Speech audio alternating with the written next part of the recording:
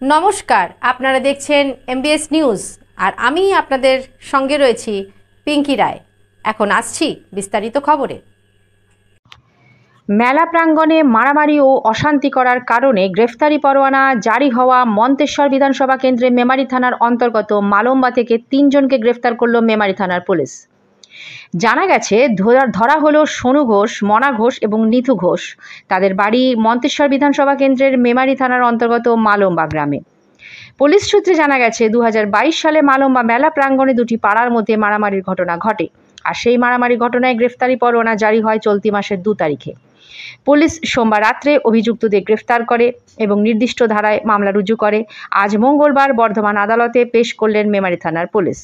এর থেকে বেশি কিছু তথ্য জানানো হয়নি পুলিশের পক্ষ থেকে। নিজস্ব সংবাদদাতা এমবিএস নিউজ। নমস্কার।